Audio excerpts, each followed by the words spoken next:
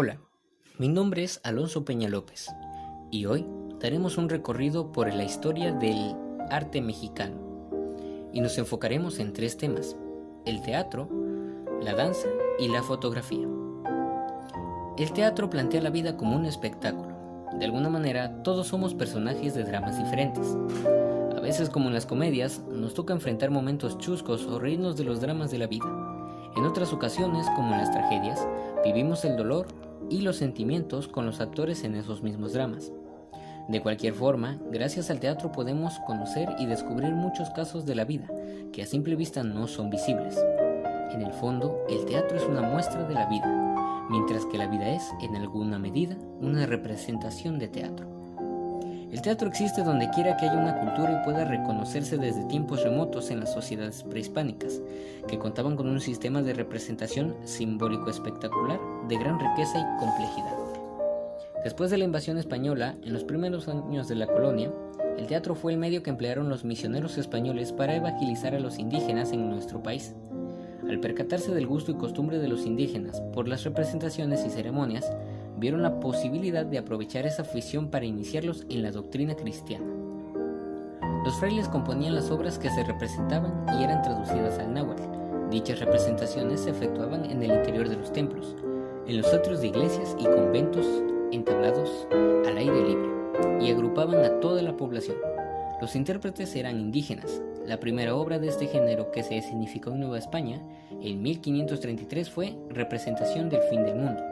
Las obras de esta etapa conforman un teatro religioso cuyo objetivo era didáctico y moral. La actividad dramática se convirtió en el mejor exponente de los objetivos y los logros de la empresa evangelizadora. Aquel teatro representado por los indígenas en su propia lengua bajo la tutela de los frailes asumió y sintetizó los conocimientos adquiridos por los misioneros sobre la lengua y la cultura indígenas, las tradiciones dramáticas española y prehispánica y los más amplios recursos de la predicción con el fin de lograr la conservación y la educación doctrinal y moral de los naturales, y en el ámbito de la orden franciscana que le dio origen, de transmitir determinados planteamientos ideológico-políticos relacionados sobre todo con el problema de la conquista y su influencia en la posterior organización del poder colonial. El Real Palacio contaba ya con un salón de comedias, amplio y magnificantemente decorado. Fue ahí donde se presentó por primera vez, el 4 de octubre de 1683, la comedia Los empeños de una casa, de Sor Juana Inés de la Cruz, y más tarde, en 1689, Amor es más laberinto. Este tipo de teatro solía realizarse como un ritual. Se empezaba con una loa, después los sainetes, uno entre el primer acto y el segundo, y otro entre este y el tercero, y se terminaba con un fin de fiestas que incluía bailes y canciones. Sor Juana solía escribir todo el conjunto. También realizó obras dramáticas el escritor Juan Ruiz de Alarcón. Nos trasladamos al teatro del siglo XX. En el modernismo, que coincide y se sustenta en el régimen porfirista, se escribieron numerosas obras de teatro, aunque con poca originalidad. Sin embargo, en las obras escritas por Balbino Dávalos, ya se advertían características que podían considerarse como propias de un teatro mexicano, pues retrata costumbres, ambientes, tipos, además de formas de expresión típicamente nuestras. En 1902 se había formado la Sociedad de Autores Dramáticos, que tenía como interés principal el documentar obras de autores mexicanos. Entre 1920 y 1940, los dramaturgos mexicanos enriquecen sus obras con nuestros enfoques, iniciando una tendencia más universal, derivada del teatro europeo y norteamericano. Fue en la década de 1930 a 1940, con Rodolfo Usigli, Celestino Goristiza y Alfredo Gómez de la Vega, cuando comenzaron a surgir grupos en los que se formarían los profesionales, que haría la atmósfera para consolidar el florecimiento del arte teatral. Actualmente hay una muy importante irrupción de mujeres dramaturgas: Silvia Mejía, María Muro, Silvia Paláez, Alejandra Trigueros, Carmina Narro, María Elena Aura, Ana María Vázquez, Maribel Carrascos, Susana Robles, Raquel Araujo, Rocío Carrillo y varias más, formada por todos los autores que viven lejos de la Ciudad de México y cuyas noticias llegan apenas por alguna incursión en una muestra nacional de teatro o por ganar un premio local.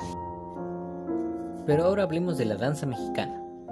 La danza, al ser una expresión del hombre desde el inicio de la historia, siempre ha tenido un lugar importante en todas las culturas por cuestiones rituales, religiosas o festivas, ya que con la danza se evocan y se manifiestan emociones, sentimientos, creencias y agradecimientos. Se celebraban eventos importantes de la vida y la muerte, se pedían favores a los dioses como salud y buena cosecha, se exorcizaban espíritus negativos, así como también se llevaba a cabo solo por el gusto de bailar. Al buscar su evangelización en la religión política, los conquistadores bloquearon las expresiones dancísticas prehispánicas, pero permitieron, bajo control, las danzas seculares a los grupos de españoles, criollos y mestizos que buscaban aclimatar los ritmos europeos. Los españoles pusieron especial empeño en erradicar la música y bailes indígenas por su interrelación con las religiones nativas. Posteriormente, a finales de la colonia, el fandango y particularmente el jarabe se convirtieron en bailes de protesta y rebelión, a la vez que se establecieron como símbolos de la identidad mestiza. Durante el gobierno de Porfirio Díaz visitaron el país figuras principalísimas de la ópera, la opereta, la danza y la música, y también se aclimataron a la vida del país algunos artistas de renombre. La arquitectura europeizante y ecléctica de las sedes indicaban elocuentemente el deseo de juntar las formas artísticas extranjeras y mexicanas. El Teatro Juárez de Guanajuato, el Teatro Luis Mier y Terán en Oaxaca. Se erigieron estas y otras muchísimas instalaciones que prepararon el terreno técnico y político para el proyecto de construir el Gran Teatro Nacional en la Ciudad de México, hoy Palacio de Bellas Artes. Por su parte, las clases altas, sobre todo la nueva burguesía, tuvieron tiempo y entusiasmo para incorporar a sus costumbres la diversión del baile, incluso del gran baile. Por una parte, esta modalidad transformaba la costumbre criolla y colonial de solazarse en los bailes del salón. Por la otra, mexicanizaba la diversión europea de los salones de baile, iniciando sus ambientes, ritmos, pasos, ostentaciones y actitudes dancísticas y sociales en los espacios del club y el circo y salones de fiesta. Hacia 1920, con el llamado nacionalismo cultural, encabezado por José Vasconcelos, estos imaginarios de nación se cimentarían para la celebración del centenario de la consumación de la independencia. Así quedaría enmarcado el cuadro bubólico de la identidad nacional, que se mantiene a la fecha: el baile del jarabe, la china y el chinaco reemplazado por el chorro, y la música del mariachi. Las danzas populares son estudiadas, manipuladas y recreadas por ciertos sectores oficiales durante los años posrevolucionarios con el fin de convertirlas en recursos folclórico identitario nacional. Esta asociación entre el romanticismo y la fabricación de lo típico a lo auténtico es parte de la reflexión acerca de la construcción y de la expresión del arte popular en México. Entre 1930 y 1940 se inició en México la aplicación de un nuevo concepto de la danza.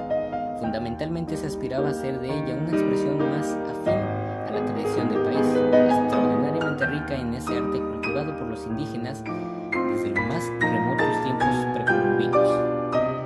Se encontraban maduras las condiciones para el surgimiento de una danza moderna auténticamente mexicana. A finales de la década de los 30, se conjuntaron diversas circunstancias que impulsaron el surgimiento en México de una nueva danza. El grupo formado por Ana Sokolow se llamó La Paloma Azul. Este representa obras de corrientes fundamentales del movimiento de la danza moderna mexicana. Pero ahora hablemos de la fotografía. Este es un fenómeno.